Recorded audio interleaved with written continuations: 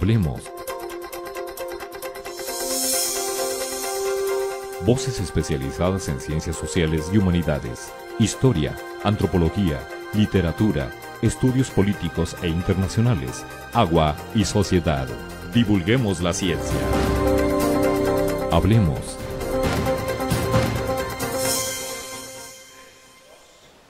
Hace algunas semanas el Colegio de San Luis tuvo una presencia importante.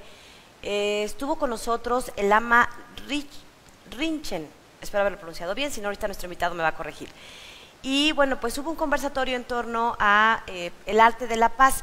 Vamos a platicar precisamente sobre este tema. Tuvimos la fortuna de que nos grabara unas pequeñas intervenciones en una entrevista rapidita que hicimos en la víspera de que impartiera el conversatorio. Y bueno, pues queremos recuperar el tema porque creo que tiene que ver mucho con el trabajo social que se hace desde muchas instancias, no solo como la investigación en ciencias sociales, sino mucho de lo que ocurre en el tejido social en San Luis, en México y en el mundo. Así que bueno, de esto vamos a platicar, a recuperar un poco de ese conversatorio, qué fue, qué se dijo, qué significa, y para eso hemos invitado a un egresado del Colegio de San Luis y nos da mucho gusto que nos esté acompañando, Alejandro Chávez. Muchas gracias por acompañarnos, bienvenido. Muchas gracias por la invitación, bueno, siempre es un gusto de regresar. A ver, Alejandro, cuéntanos, ¿tú qué estudiaste aquí en el colegio y a qué te dedicas ahora? Bueno, yo soy de la segunda generación en Relaciones Internacionales y un tema que siempre me interesó, que incluso fue el tema de la tesis, fue de que no se tomaban en cuenta el poder de las ideas con relación a lo sagrado, a lo religioso, a la espiritualidad en general, porque las teorías tradicionales de relaciones internacionales pues ven el poder en función del interés, la política, sí, como totalmente ajeno al poder de las ideas. Entonces, y sobre todo ideas que fomenten la paz, no únicamente la noción de terrorismo, violencia, sino construcción de la paz. Entonces, a partir de ahí, bueno, me interesó mucho el tema. Mi doctorado que lo hice en St. Andrews, en Escocia, había un vínculo importante con la tradición Gelugpa, que es la tradición del Dalai Lama, el 14º Dalai Lama. Entonces, el doctorado tuvo que ver en cómo ir construyendo la paz a partir de la paz individual, ¿sí? Paz individual para paz universal, a nivel obviamente institucional, grupal, es decir, lo que tú comentabas, cómo uno va generando un tejido social saludable. Entonces ese ha sido el camino y actualmente la cristalización también de ese camino en lo personal es el acompañamiento terapéutico, el acompañamiento a través de cursos de meditación y actualmente estoy dando una materia optativa aquí en el colegio de religión y relaciones internacionales. Es decir, acompañas a las personas a sanarse en lo espiritual, un poco en ese sentido. Exactamente, es el acompañamiento terapéutico de un tipo de terapia que se llama transpersonal, que no es otra cosa más que reafirmar que la paz interna tiene que ver tanto cómo te relacionas con el contexto, es decir, desde el sufrimiento o desde la ecuanimidad, cómo te relacionan con tus propios procesos internos, esa inteligencia intrapersonal, los propios traumas, y todo desde una noción de cómo te conecta con lo trascendente, como cada quien lo quiera concebir, incluso desde un punto de vista muy humanista, con la mejor versión de ti mismo. Entonces, el acompañamiento en terapia es cómo cada uno incorporar esa cultura de paz en sí mismo. Entonces, y mi camino tiene que ver más con la tradición budista desde la adolescencia, entonces porque ahí te da un método para cómo estar en paz. Cuéntanos quién nos visitó. Yo me sorprendí porque el auditorio estaba llenísimo. Desde semanas antes, cuando sacamos el anuncio de quién nos iba a visitar y el tema del conversatorio y demás, llamadas para reservar lugares. Entonces, bueno, sí me sorprendió porque honestamente no tenía yo mayor antecedente. Cuéntanos, ¿cuál es la importancia del personaje que nos visitó en este contexto? Sí, bueno, en realidad la visita del Lama Rinchen Gyaltsen fue muy importante. Él es parte de una de las escuelas tibetanas más importantes, que es la tradición Sakya. Tal vez el referente más conocido es el Dalai Lama, de la tradición Gelugpa, que es otra tradición tibetana de budismo, pero la tradición Sakya tiene que ver en cómo despiertas la sabiduría. Así como la tradición Gelugpa es la compasión, hablar de cómo ayudar a otros a que no sufran, aquí es la sabiduría, cómo vivir, cómo percibir. Entonces, Lama Rinchen Gyaltsen es el encargado para Hispanoamérica de compartir las enseñanzas, lo que se conoce como el Buda Dharma, Dharma como enseñanza y el Buda obviamente el iluminado, cómo se va a transmitir a un público hispanoamericano. Y durante la pandemia, la institución Paramita tuvo un auge muy grande. Yo estuve con ellos desde hace 10 años con la práctica individual y la invitación desde hace 6 años para que viniera a México, tanto a nivel personal como a nivel del instituto que dirijo, que es Karuna. Pero apenas después de la pandemia, que hubo tanto auge, hubo el público suficiente a nivel de cursos con ellos, y es el representante en habla hispana, porque fue otra ventaja. Luego vienen maestros tibetanos y hay que estar traduciendo en sí, otro idioma y demás. Sí. Entonces fue muy importante que viniera, y fue la primera vez en México. San Luis Potosí fue esta sede y hizo varios recorridos, entiendo, ¿verdad? Sí, hubieron 4 grandes eventos. Llegó a la Ciudad de México, donde impartió conferencias y retiros.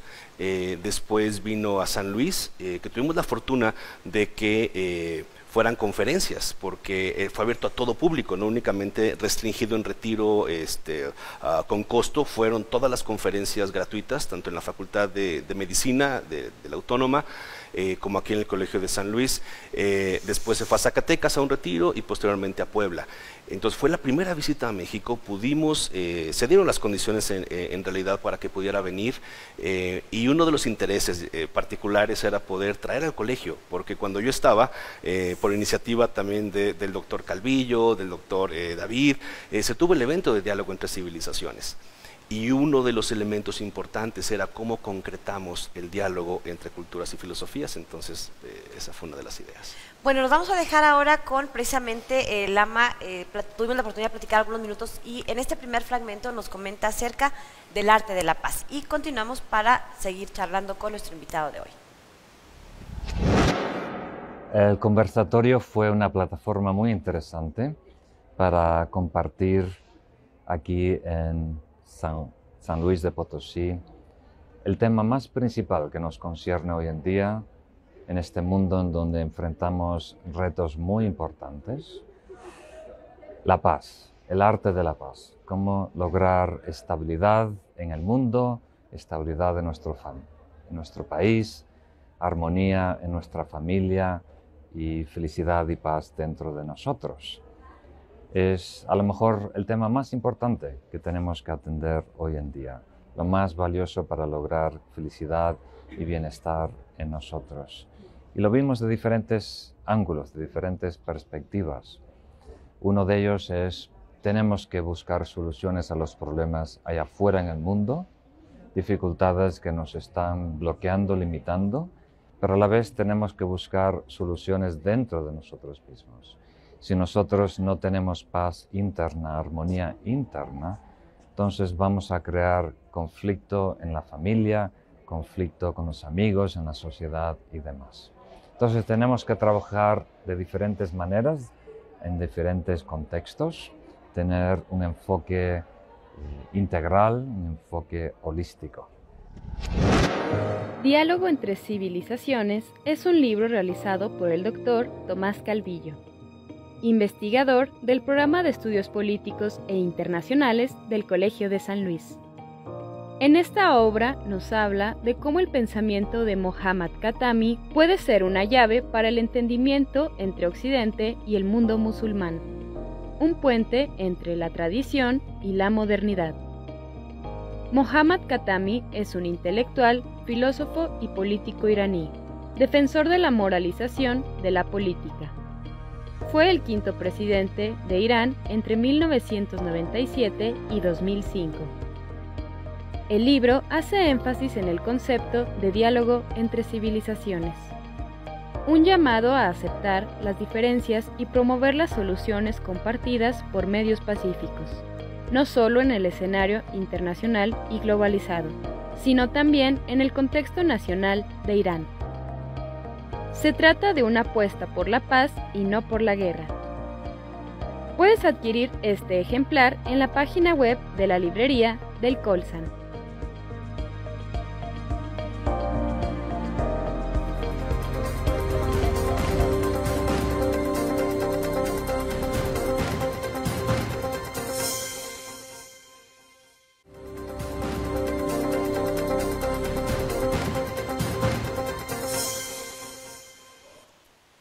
Bien, estamos de regreso y estamos charlando con Alejandro Chávez. Él es egresado Colsan y tiene una amplia trayectoria en torno a este asunto de la construcción de la paz, del arte de la paz. Cuéntanos, el conversatorio, ¿qué puntos abordó? ¿Cuál fue, digamos, el mensaje principal con el que te gustaría que se habría quedado el auditorio? Bueno, en realidad que la paz es posible en la medida en que queramos construirla. Es decir, desde el punto de vista tradicional, incluso de la visión budista, la mente es paz, la mente es pura, libre de angustia y de sufrimiento, pero nos encargamos a nivel cultural de incorporar la violencia, ¿sí? Entonces, durante el conversatorio, es decir, sí es posible ir quitando los velos. En realidad es una imagen muy hermosa en donde esta cualidad de estar en paz, ahí está. Cuando hablamos de construir la paz, curiosamente y paradójicamente, es ir retirando todo aquello que está obstruyendo esa paz natural, ¿sí? Entonces, todo el movimiento egocéntrico, toda la visión materialista. Entonces, lo más importante era que las personas, acercarles a un público muy diverso, desde alumnos hasta académicos, amas de casa, sí, fue maravilloso. Exfuncionarios públicos, me encontré a varios. Sí, de pronto decir, la construcción es posible y depende de todos. Sí, no es una noción de por una política pública en específico, aunque sí ayudan las políticas públicas para la continuidad, pero en realidad es un asunto individual. Pero ¿cómo hacerle en un mundo, en un país, en unas ciudades tan convulsionadas, justo platicamos hace unos momentos con un investigador que nos decía, con este tejido social rasgado, en donde hay tantos elementos que se han ido deteriorando, estos cambios que no necesariamente son malos, pero otros que han impactado de manera negativa? ¿Cómo hacerle? ¿Cómo transitar hacia esa construcción de paz, en donde, si bien es cierto, el trabajo es personal, pero los factores que influyen son colectivos? Sí, allí en realidad es que, y lo comentaba Lama Rinchen, estamos en un muy buen tiempo. Es decir, en la medida en que podamos enfocarnos en los beneficios de este momento, en donde claro que hay ese tejido social roto, pero hay un tejido social, todavía podemos trabajar socialmente, en donde las condiciones a través del internet, redes sociales, nos permiten un tipo de comunicación mucho más rápido. Muestra de ello es precisamente la popularidad de Lama Rinchen, en donde no únicamente se comunican malas noticias, no únicamente es para movilizar hacia algo violento, sino también toda esta parte de paz, pero una paz realista, una paz en donde la suma de voluntades individuales nos dan la manifestación social. O sea, tenemos materia prima para volver a remendar ese tejido, claro que sí, pero tenemos que creerlo. Si decimos, no, la naturaleza humana es horrible, perversa, y eso que se rasgó como una media se va a ir, y ya no sirve. Y ya no sirve, claro. Entonces uno dice, bueno, entonces esta noción de buscar mejor habitar otro planeta suena bien cuando es catastrófico el que queramos habitar otro planeta y que la gente lo ve interesante. Uno dice, no, todavía hay mucho que hacer. Toda la visión ecológica, toda esta visión de construir la paz es posible. Entonces, el movimiento tiene que ser colectivo, pero esa colectividad es la suma de voluntades individuales. Cuando hablamos incluso de enfoques institucionalistas, sí, la institución, el Estado, pero son abstracciones de proyecciones individuales, son instituciones voluntarias, que las encabezan seres humanos, personas. Por supuesto. Entonces, es ese enfoque. Como persona podemos hacer ese movimiento, y tiene que ver obviamente con la parte de educación, nada más que la educación para la paz, que tiene que ver con la manifestación del arte de la paz, se basa en la unidad, no en la separación. La búsqueda de equidad, la búsqueda de paz, la búsqueda de la interacción tiene que ser desde esta noción de ir juntos, no de ver quién tiene más derechos o menos, todos juntos. Entonces, la idea del conversatorio era esa, ver cómo en una institución educativa podemos tener esta enseñanza que se comparte en distintas religiones y filosofías. Es el néctar, es de lo que habla un historiador maravilloso que es Mircea Eliade, y dice, hay el homo religiosus, es decir, en todos los individuos hay un impulso por religarnos, es decir, que el tejido social esté perfectamente pues completo, tejido. pero tiene que ver en qué tanto nos la creemos, porque si seguimos en esta noción de que es tarea perdida, pues obviamente no va a ser posible. Ahorita que regresemos vamos a escuchar otro fragmento con el Lama Rinchen y vamos a escuchar ahora este tema que nos compartió en torno al poder de la educación, particularmente enfocado a los jóvenes, y regresamos para seguir platicando justo con este tema, ahora que nos decía que da una materia optativa aquí en el Colegio de San Luis, y además, ¿por qué es importante esta construcción de la paz en el día a día, en su vida, en el mío, en el de las amas de casa, en estudiantes, jubilados, en fin? No es algo que esté pensado solo para grandes tomadores de decisiones, nos impacta a todos en nuestra vida cotidiana. Bueno, de eso platicamos regresando de la pausa. Los dejo para que disfruten de este segundo fragmento de la entrevista que tuvimos. El enfoque de este conversatorio es la educación. La educación aporta una solución muy poderosa para atender los retos que enfrentamos en nuestra vida. Entonces, si tú te sientes limitado por lo que está pasando allá afuera en el mundo, lo importante es tener poder. Y hay muchas cosas que nos dan fuerza, que nos dan poder en esta vida para salir adelante y ser felices y ser exitosos, pero no hay nada más poderoso que la educación. Y parece que va en contra. Pero lo que más deseo para ti es que dispongas de todos esos recursos internos que te aporta la educación para poder ser tu mejor versión en esta vida. El Colegio de San Luis y la Fundación Pedro y Elena Hernández firmaron el pasado 18 de mayo un convenio de colaboración con el objetivo de crear lazos que promuevan iniciativas de investigación con enfoque en el estudio y conservación del Jardín Escultórico de Edward James, ubicado en Xilitla, San Luis Potosí. La Fundación Pedro y Elena Hernández adquirió las pozas en el año 2007, con el propósito de preservar las esculturas y proteger el ecosistema. El espacio fue declarado Monumento Artístico en 2012 por el Instituto Nacional de Bellas Artes, por revestir valores estéticos relevantes. Este convenio busca desarrollar trabajos de investigación, divulgación y vinculación con otros actores de la sociedad regional, instituciones nacionales e internacionales. El jardín escultórico ocupa una superficie de casi 9 hectáreas de jardín donde se encuentran 27 edificios, estructuras y esculturas, además de ser santuario natural de más de 540 especies de fauna y flora.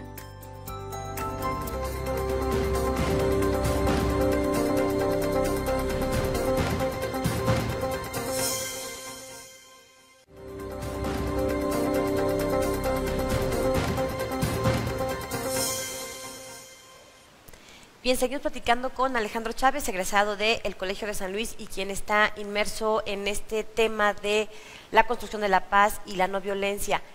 ¿Es lo mismo? ¿Es diferente?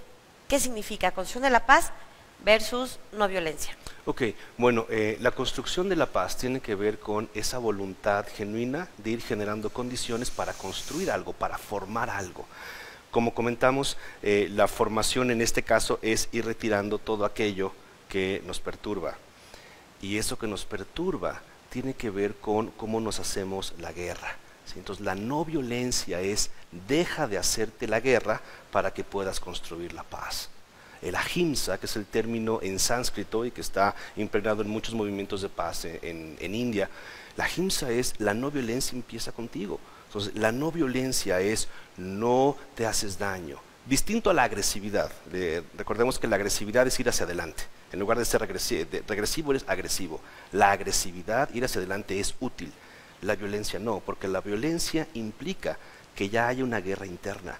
Yo les comento en los cursos, ¿cómo está tu modo mental cuando matas un insecto? No estás en paz, estás enojado, entonces ya estás teniendo una violencia interna. Entonces cuando alguien hace daño, cuando alguien deshumaniza al otro, se está haciendo daño. Entonces en la medida en que disminuimos la violencia a nivel interno, podemos construir la paz. El gran problema es que muchas personas, y a nivel también social, si quiere construir la paz manteniendo la violencia en la mente, un movimiento de paz lanzando piedras, no es un movimiento de paz. no tiene este movimiento de no violencia. Y hay ejemplos en Oriente como en Vietnam con Thich Nhat Hanh, en Camboya con Ghosananda. Entonces hay ejemplos de construcción de paz desde la no violencia. ¿Qué hacían? ¿Qué hacían ellos en Vietnam? ¿Qué hacían? En realidad, reconocer que todos somos seres humanos, que todos buscamos la felicidad y que necesitamos dialogar. El diálogo es esencial. Un lado tiene una verdad parcial, la visión rusa y ucraniana. Las dos tienen visiones parciales. Las dos tienen asuntos que pueden dialogar y que pueden construir, pero en la medida en que nos fanatizamos y generamos dogmas y sobre todo generamos nociones de quién es la víctima y quién es el victimario, ahí separamos. Entonces, lo que hizo Thich Nhat Hanh en Vietnam, por ejemplo, eran grupos de llevar comida a ambos lados de los combatientes, con el riesgo que los mataran. Ghosananda, lo que hacía en Camboya, eran las marchas de la paz. Las marchas de la paz era ir por todos los territorios en conflicto y le decían, ¿qué vas a hacer ahí? Te van a matar. Y con esa tranquilidad, ¿y qué estaban diciendo? Nada, eran marchas ¿silenciosas? En silencio, precisamente para impactar, ¿sí? Obviamente impacta más la bomba, pero a nivel de sonido, pero a nivel de símbolo, de ir caminando juntos en silencio hacia la paz, esa es la idea. Desafortunadamente, a nivel mental, es muy atractivo el sufrimiento, y se ve en terapia a nivel interno, es, ¿por qué no dejas de hacerte la guerra? ¿Qué es hacerme la guerra? Decir que sigues traumado por lo que te pasó hace 5 años. Sí te pasó, sí lo sentiste, ¿en qué momento sueltas? Entonces, nos lleva a un elemento, un término muy importante que es el perdón. Y antes de que alguien piense, ay no, qué flojera, no, es que el perdón es la voluntad de dejar de sufrir por los errores del otro. Ese es el movimiento, y eso es lo que estuvo presente en las comisiones de verdad y reconciliación en Sudáfrica, el arzobispo Desmond Tutu, que realmente fue el gran corazón de todo ese movimiento. Nelson Mandela fue el político, pero el corazón filosófico y religioso fue Desmond Tutu, y él decía, sin perdón no hay desarrollo. En México no se fomenta el perdón, se fomenta la venganza, junto con otros países. Entonces, eso es lo que es importante ir desarrollando, y este conversatorio tenía ese objetivo. ¿Qué más se dijo en torno a este asunto del perdón, el tejido social y la no violencia? En realidad, en que tenemos que ir trabajándolo ya. Y si uno dice, ¿por qué? Pues porque es asunto de vida o muerte, así de simple. ¿Aguanta México esas condiciones? En realidad tenemos una gran riqueza, por ejemplo, desde las tradiciones prehispánicas, ¿sí? La sabiduría tolteca en particular hace referencia a esta noción de vivimos en un sueño, pero de uno depende hacer del sueño una pesadilla o hacer un sueño que nos despierte. Es decir, en México las condiciones están presentes, sí. Las tragedias que han sucedido a nivel de fenómenos naturales que se vuelven desastres naturales, terremotos, huracanes, etcétera, eso muestra la parte de la ayuda. México se distingue por esa capacidad de solidaridad. El problema es que todavía no hemos aprendido a ser solidarios en la bonanza, en la plenitud. Somos solidarios hasta que tenemos el agua hasta el cuello, y cuando no la tenemos nos peleamos por el agua. No es ir hacia adelante. Entonces, México tiene las condiciones, sí, y una muestra de ello, creo, fue que hubiera tanta gente en el conversatorio, que hubiera tanta gente en las conferencias. De pronto que el tema de la paz sea interesante, es una buena señal. Entonces, ¿les hace falta a los políticos más formación en este sentido? ¿Qué pasa? Más humildad. Para construir la paz se requiere humildad, y humildad implica reconocer que no sabemos todo y que tenemos que aprender otra vez a estar en paz, y que no todo tiene que ver con el poder. El poder por el poder, no, el poder puede ser un medio precisamente para compartir dinámicas de paz. Entonces, a los políticos, a los gobernantes y gobernados nos falta más humildad para ajustar internamente el que somos una comunidad. Le voy a preguntar a nuestro invitado algunas herramientas así muy prácticas en el día a día para estos asuntos, porque creo que nos gana la dinámica, la prisa, la urgencia de nuestro día a día, y bueno, pues ¿por qué no? Quizá por ahí podemos empezar a hacer pequeñas grandes diferencias en nuestra vida cotidiana. Continuamos. Es un tema muy interesante, la no violencia. La palabra antigua en el sánscrito es ahimsa. Y empleé el ejemplo de Gandhi, un gran personaje que por su valentía, por su paciencia, por su cordura, logró derrotar el imperio más grande del mundo en ese entonces, el Imperio Británico, liberar a la India y lograr paz y armonía. Entonces, cuando nosotros queremos efectuar el cambio, nos sentimos muy frustrados porque hay muchas cosas que van mal, mucha desigualdad y demás. Entonces tenemos que canalizar esa energía, esa frustración, algo que sea práctico, algo que realmente funcione, algo que crea cambio. Y a eso le llamamos la no violencia, tener un frente unido en donde nos enfrentamos a la injusticia, pero sin violencia, sin agresión. Simplemente nos plantamos firmes en lo que es justo, nos plantamos firmes con la verdad.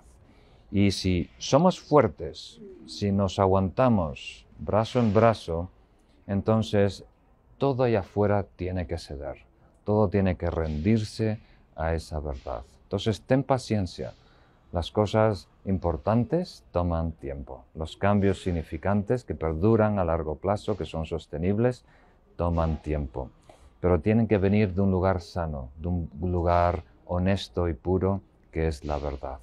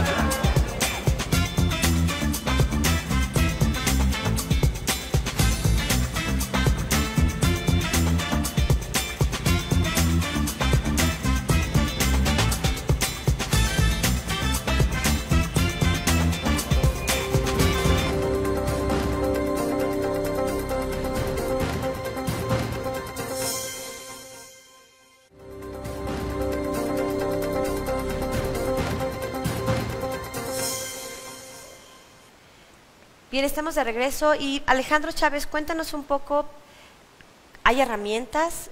Digamos, yo decía antes de la pausa, a veces nos parece tan enorme, tan complejo ese asunto de la construcción de la paz, de una cultura de la no violencia, estamos tan inmersos en una dinámica diaria, quizá de agresividad, a lo mejor de nosotros mismos, de nuestros entornos, no se diga del tejido social que hablábamos hace rato.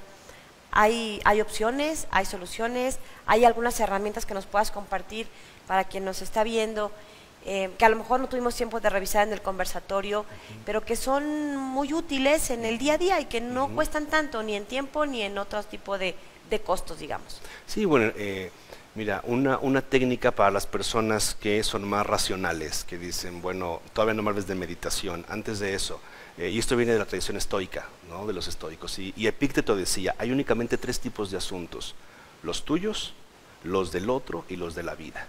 Y los tuyos tienen que ver cómo piensas, cómo sientes, cómo interpretas. El gran problema es cuando quieres hacer de los asuntos del otro tu asunto y de los asuntos de la vida tu asunto. Es decir, lo más importante es cómo interactúas contigo. Esa noticia de violencia, ¿el problema es la noticia de violencia? No, es cómo tú interactúas con esa noticia de violencia. Quiero matar al que mató, quiero ajusticiar al que hizo mal. Bueno, ahí ya te estás convirtiendo exactamente en el mismo modo mental de aquel que hizo un daño. Ahora, ¿cómo le hago para regularlo? Tengo la tendencia, me encanta quererle solucionar al otro, me encanta querer administrarle la emoción al otro, me encanta querer decirle al maestro, al gobernador, al presidente, cómo se deben de hacer las cosas.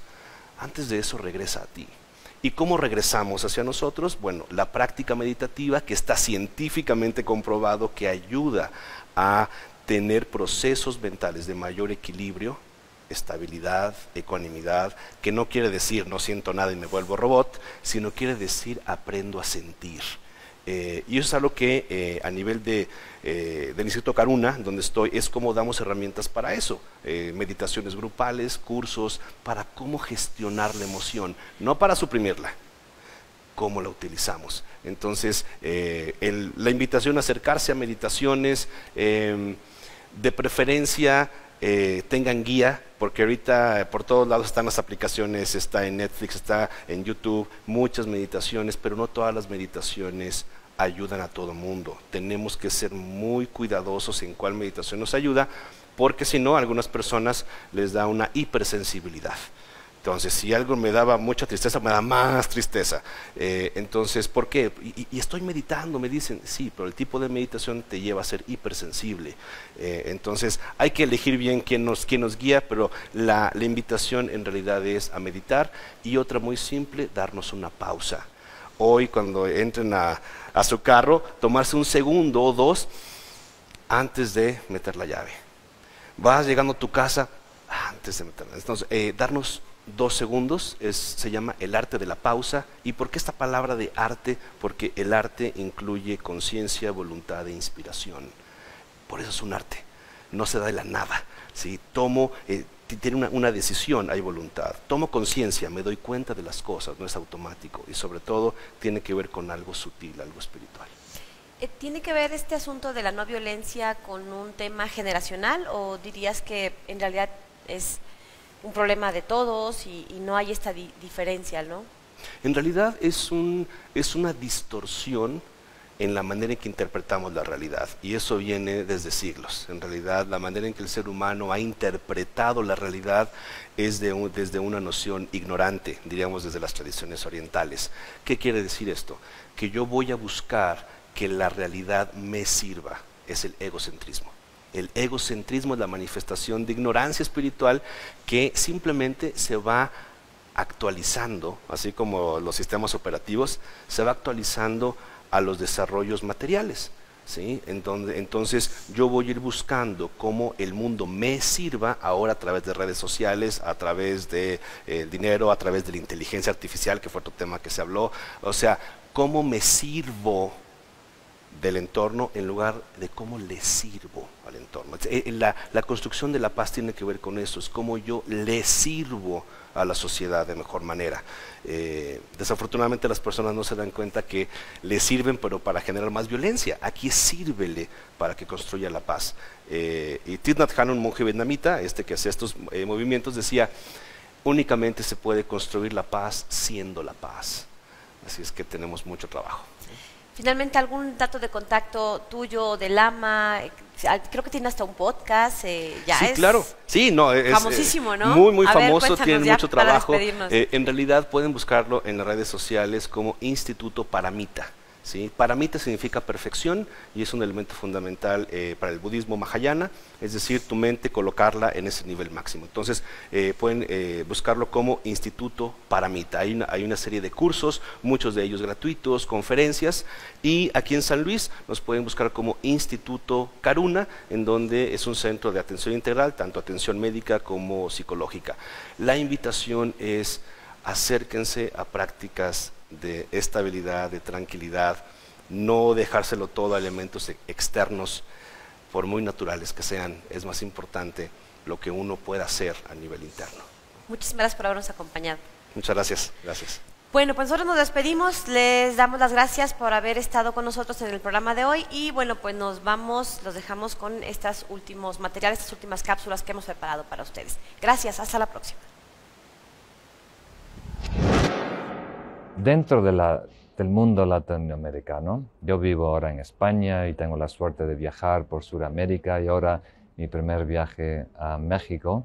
Y hay algo que compartimos como latinoamericanos, que es la calidez. Entonces, somos animales sociales y en nuestra cultura tendemos a conectarnos de forma más cercana, más rápida.